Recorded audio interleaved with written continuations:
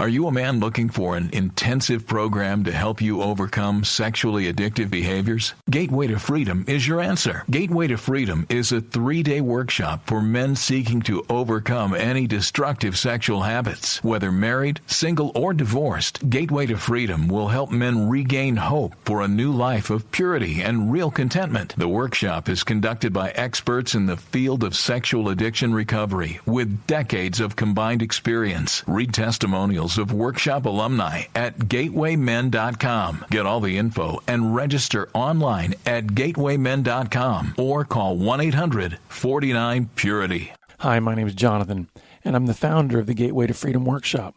I want to personally invite you to register for our next workshop coming up March 17th through the 19th in Colorado in the foothills of the majestic Rocky Mountains. So call us today at 1-800-49-PURITY. That's 1-800-497-8748, or visit gatewaymen.com.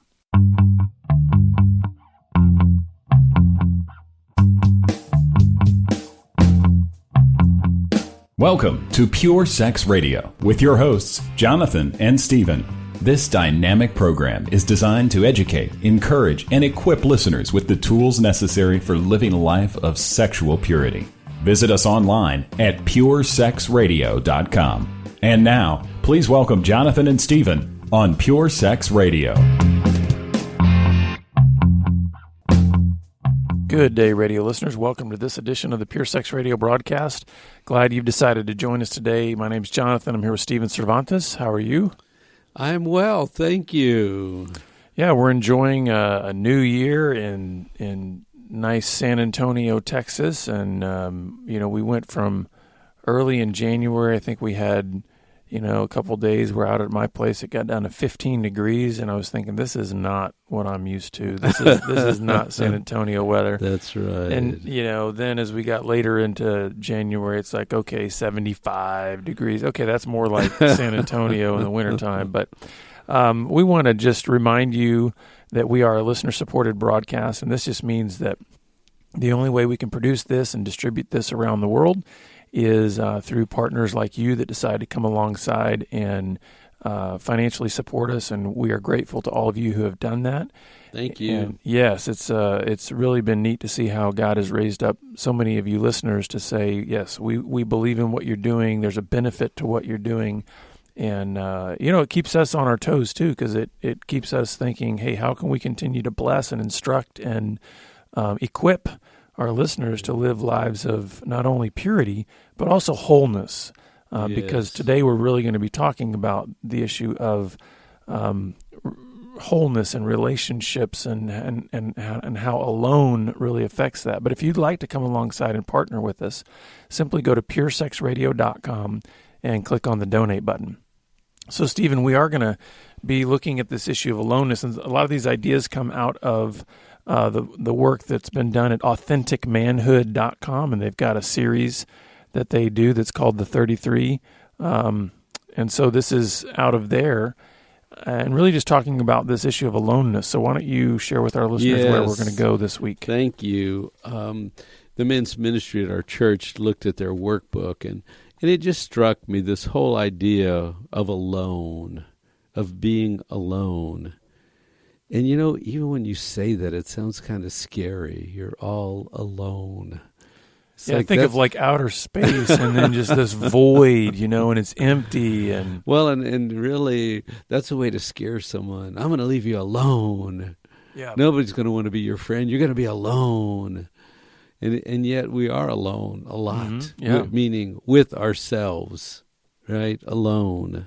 So what are some ideas when you think about being alone? What comes to mind? Well, first, if you don't mind, can I at least set the tone a little bit here by saying that I believe there's a difference between what we're going to be talking about as alone, yes, and what I would dub solitude. And so I want to at least just kind of make a distinction there, because I would put alone kind of more in the, if I could put it this way, kind of the negative zone or category. Okay. And then I would put solitude more in a positive. So solitude is like, okay, you're by yourself, right? Yes. But it has a more restful, refreshing, maybe purposeful, even worshipful attitude of saying I'm intentionally pursuing time alone in order to be refreshed and rest or whatever. That's good. That to me is That's different a whole from new alone. Spin. Yes. Alone, I think, has more of this idea of I'm not intentionally pursuing this. I just feel disconnected. I feel like nobody knows me. I feel kind of out in space, and I'm in this empty place with nobody else. It does sound scary to be alone, figure out life alone, go it alone, do it yourself, versus solitude, which is sort of a restful, peaceful, meditative, reflective state of you and your maker and life and your place. Now, I also want to throw one other thought in here, and that's about lonely. Lonely is an emotional warning system, I think, that says, hey, you're out there too far, disconnected. And so sometimes when you feel lonely, it's your body saying, hey, go find a friend. And that's kind of a warning system, right? Yeah. It's saying, hey, you need connection. Yes. One of the first thing that came to my mind when I thought about alone is I thought it's confusing. As I've thought about various times in my life where I've felt alone, aloneness just brought up so many questions. Like, well, I mean, I felt very alone sometimes as a teenager. Yes. And I thought, well, how do you make decisions about money? And how do you know how to talk to a girl? And how do you, figure out life? Just do life, success. So That's alone, good. I think alone creates a lot of confusion and questions because if you think about it, where do we learn? Mm-hmm. We learn through community. We learn through connection. Yes. Even if, I would even go so far as to say this, I know this is different from relational connection, but how can you learn alone? No, that's really good. That's good because even if you pick up a book, what have you done? You're connecting with an author. yes, Maybe not in a real relational way, but you know what I mean? You're connecting with something that's come from somebody else, and you're learning. And so, yes, but people will say, "I have to go away and find myself." yeah, It's like, what? You already know 10,000 things about yourself. What are you going to find?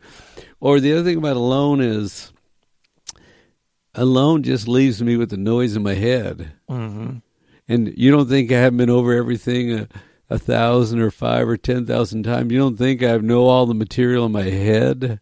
And somehow alone is going to help me with all this muck in my head? Mm-hmm. No, I think you're right. Alone is scary because we are all the resources. We are the resources. Right. We are the solution, the program, the plan, the end, the beginning.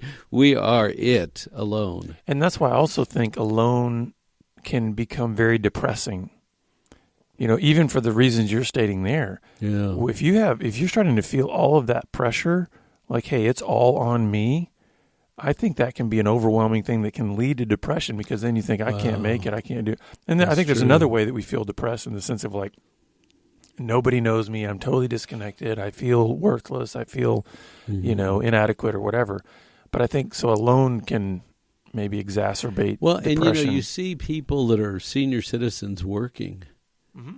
And it's like, I'm going to live, I'm going to fight, I'm going to produce, I'm not going to sit home at home and be alone and get caught in my head.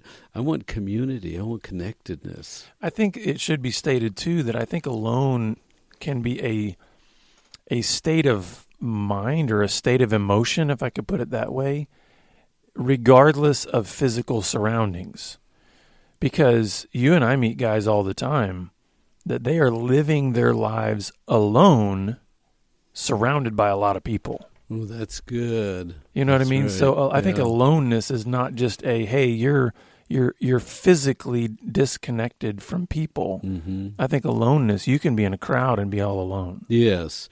Well, and so this is a discussion about alone, and we're going to throw a bunch of ideas out there, and I wish you could come back at us because we'd like to hear your ideas also in terms of the topic of being alone. Yeah, and in order to do that, you can just send us an email to mypoint@puresexradio.com. So So what have you learned about alone?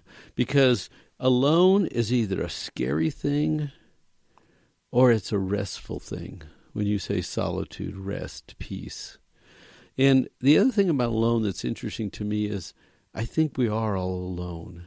Because I interpret alone to mean uniquely made. There's no other you on the planet. Mm-hmm. There's just one of you in all of creation.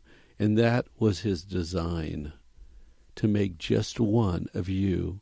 So in the end, grand celebration like the Super Bowl, where thousands and thousands, and nobody's the same. Identical, yeah. Not one person. And all these unique people chose to worship him.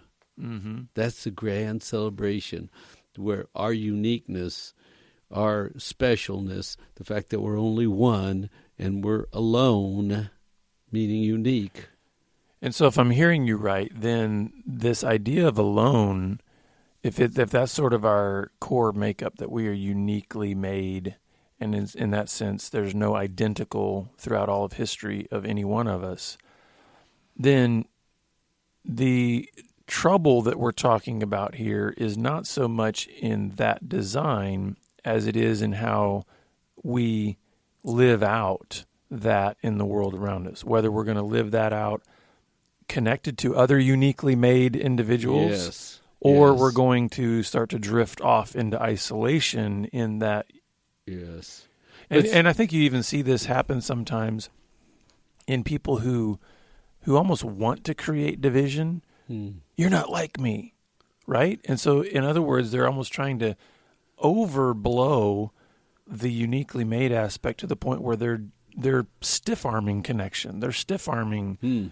They're almost choosing aloneness rather than, hey, you're different, I'm different, right, we're unique, and we and can where still be. Can we agree? And we can still be friends. And so let me keep going with this thought that we're uniquely made, and that one day as we sit, we say, I'm all alone. We all come to that realization one day, I'm all alone. And then if you listen with your spirit, the Father whispers, oh no, I'm here in your life. And it's you and me on a journey. No, there's no one just like you, but you are not alone. I made you for me. Oh, and you know what? That just gave me a thought. Why is it that people desire community, even though we're uniquely made? I just thought of this. If you think about it, I think the reason that people attach themselves to a cause or even to their ethnicity or to some kind of common ground is because they desire to have something in common with somebody else. And when you said that, it made me realize, what does our Maker want us to all have in common? Him. Oh, that's good. So therefore, there's only one Him, right? Right. But He resides in you and He resides in me, right? Right. So even though you're uniquely made and I'm uniquely made, guess what we have as a common point? That's right. Him. His Spirit. And right? so I think that's why there's this constant pursuit by human beings to say, well, how are we alike? Okay, I know we're uniquely made, but we've got the same skin color, or hey, you belong to that club too, don't you? And you know what I mean? We try to find these common points, even though we are, as you say, all alone. Well, and he said it's not good to be alone, right? So he made relationships, right, and connectedness in the church and the body, right? And it's interesting to me in worship, you see all these people, none of which are alike, facing forward, whatever, towards a cross or whoever's leading, but they're all facing in worship, right? They're all in community, connected with the one, having their own unique experiences in community, right? And so there's this whole idea that if you're alone and disconnected, it's a very scary thing. But if you understand in your aloneness, you have your best dialogues with the Father, and the Spirit my Spirit talks to His Spirit, and right, and we connect, and you called it solitude or rest or meditation, renewal, but being okay, being alone, because we're connected and we're part of a body, right? And remember, lonely is your warning system that says you're doing too much. I think lonely is the warning system about becoming disconnected. And so let's talk about why God said it's not good for man to be alone. Yeah, that's yes. Because that's kind of where we're going to go here in terms of there being a wound. There's some kind of wound there.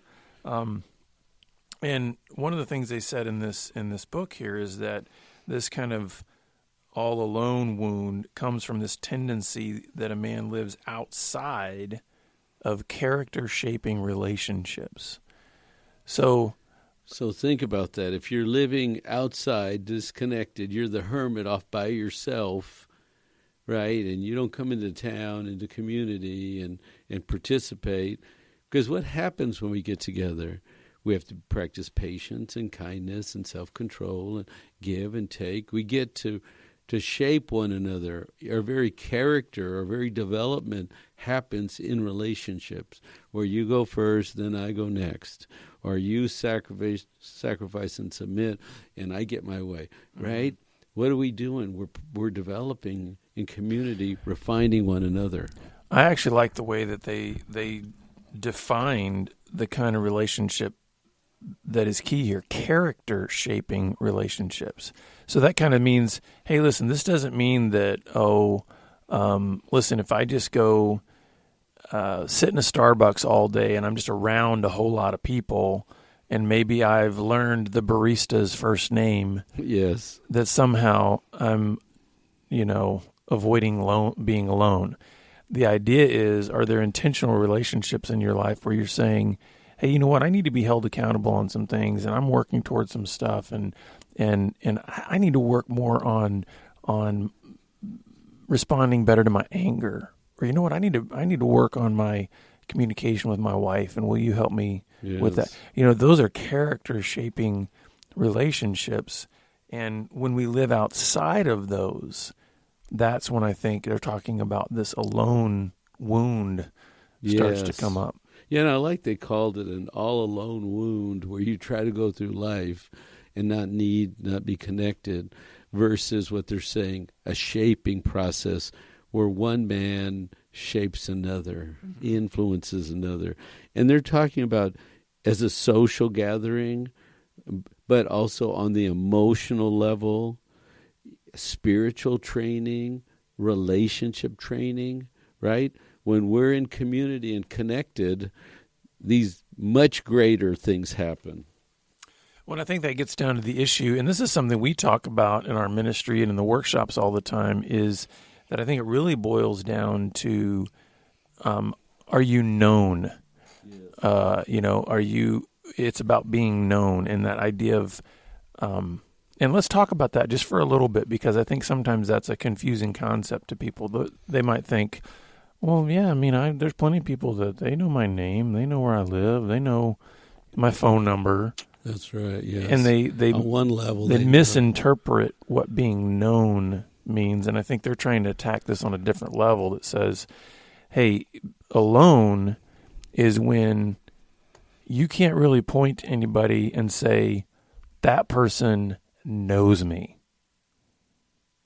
That's how I think they're talking about aloneness here, in the sense that, is there somebody that says, I know Stephen, I know what makes him tick, I know what his struggles are, I know where he's failed, where he's succeeded, I know what his dreams are, Yes.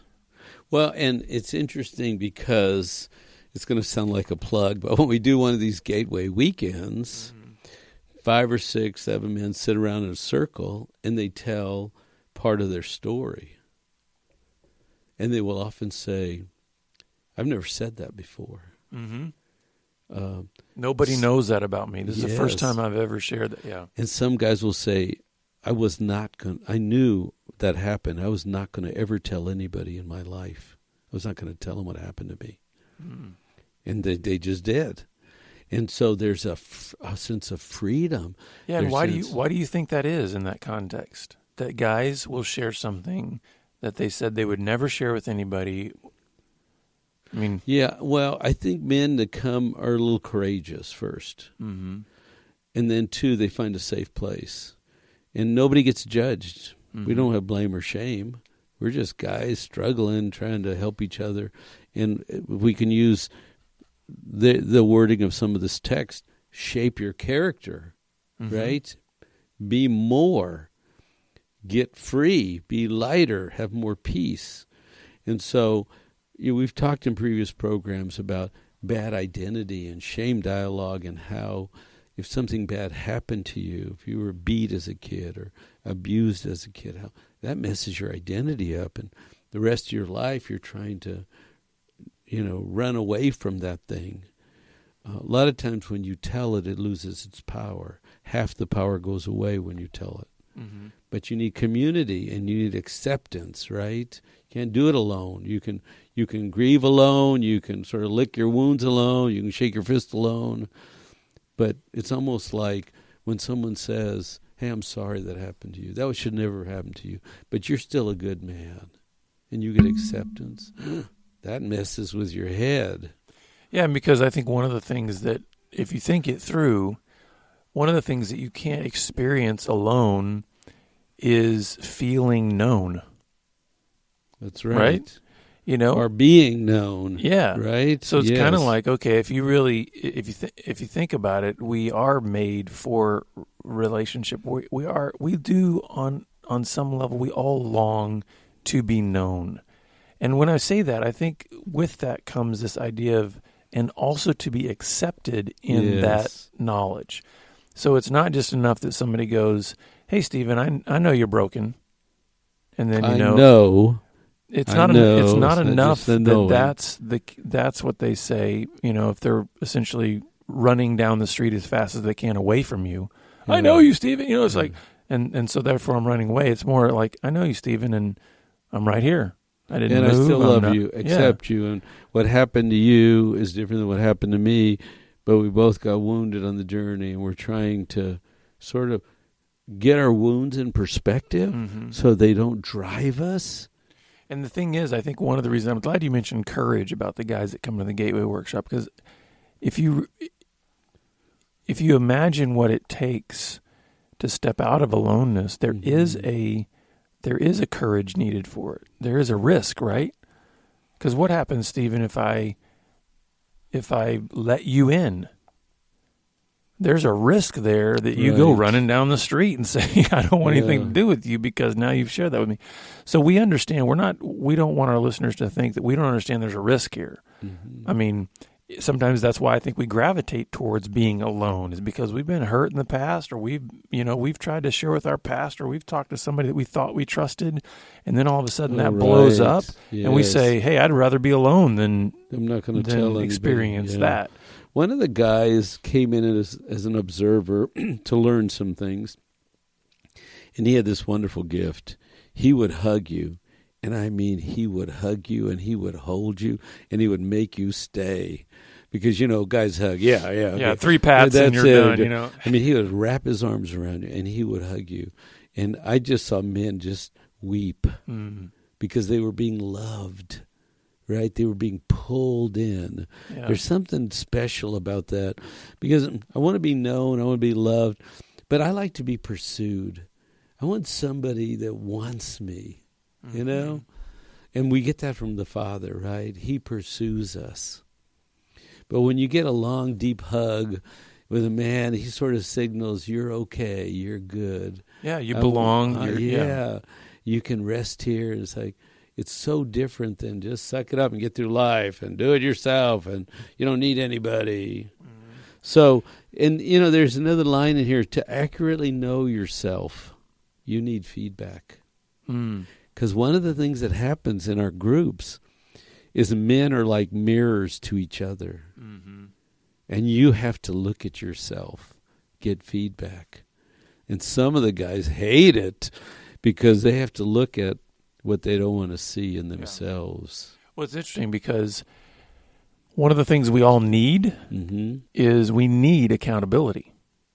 I mean, Stephen, if you're going to grow as a man, as a husband, as a father, can you just be left totally and completely unaccountable for any words and actions you take in any of those contexts? No, there needs to be accountability. And so the feedback is, Stephen, let's say you're firing angry words at your wife. Maybe you're not accurately knowing how that's impacting her. And so the feedback that she can give you is, when you say X, Y, Z, it really hurts me. It feels angry. It feels, that's feedback. That's the kind of knowing and that pulls you out of that, the ignorance that comes from aloneness. Because a lot of times we're not very self-aware when we're alone. And it's almost an ironic thing, because you would think, hey, the more I'm alone, the more I'm going to know me, right? I think the more you're alone, the more self-deceived you become. Yeah. And you think you're something you're actually not. And so we need that feedback to say, actually, you know what? You're a colossal jerk. And you might think you're the best thing since sliced bread. And it's like, that's not true. I'm not saying we say it in those terms, you know what I mean? But it's like we need that feedback for drawing us out of the self-deception of aloneness. We need brothers to help us grow. That's what you're saying, right? I can be full of me, but I need someone to go toe-to-toe with me. What are you doing? Knock it off. Why are you doing that? Come on, step it up. Yeah. That's low. Step it up to a higher standard. And I think those kinds of relationships help us with even our self-talk. Because when you start having that dialogue with somebody else, obviously when we get into the Word and it speaks to us and it starts to, chip away parts of our lives, that helps with then when we are alone and we say, what's the self-talk I'm going to have? Because everybody has self-talk. We talk to ourselves. And so if you can have those relationships that are then helping you see what are my blind spots, what are the things that I need to look at, then when you are alone, you can even have that kind of self-talk. So I'm reading this book by Henry Cloud, and that guy's great. He talks about 3 kinds of people. We've all done these tests. You're either a dolphin or a bear, or you're a blue or a yellow, or you're a letters or whatever you are. Henry Cloud says there's really only 3 kind of people: foolish people, wise people, and evil people. Now think about that. That's biblical, right? It is, yeah. Foolish, wise, and evil. And he says, just stay away from the evil one. They have bad intent. They just mean harm. Foolish people, he said the difference between the wise, he said, accept feedback. This is it. Wise people accept feedback and grow. Foolish people do not accept feedback. So think about this. Being alone really fits in the foolish category, right?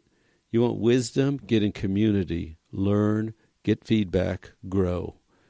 And then he says evil people just have bad intent to hurt you. Just stay away from evil ones. Isn't that great? That is good. And I would also want to say I want to just very quickly, as our time is running out here, share what they talk about in this Authentic Manhood about the 3 key relationships that it can help you sort of break out of aloneness and just energize your life. One is the encouraging mentor, having somebody in your life that's a little bit ahead of you, that can come alongside and kind of like what you're saying, look at those blind spots, give you insight for those challenges they're going to face. The second type of person is sort of the side-by-side person. A lot of times we call these peers in our ministry. And this is just somebody that, man, they're a friend to you, and they're walking kind of with you at your pace. And then the third type of person that you can benefit from in your life is having the eager protege, somebody that's a little bit behind you, but that you can come alongside and really pour into and invest in. And so these are relationships that if you can develop these kinds of relationships, it goes a long way towards breaking you out of that negative aloneness, the kind that's disconnected and isolated. Yes. And all these relationships, and you think foolish. about it, these are helping us grow in wisdom. Because we're learning from others, but then we're also pouring that into others. So by listening to this podcast, you're practicing wisdom, being a wise person and we don't claim that we have all the answers. This is a dialogue between all of us. This is a discussion. Invite anybody you want to our discussion, because we are pursuing truth and growth and insight and wisdom. And I know you are too. Amen. Thank you all for being with us, and we look forward to having you back here next time on the Pure Sex Radio broadcast. Pure Sex Radio is paid for by Be Broken Ministries. Visit us online at puresexradio.com.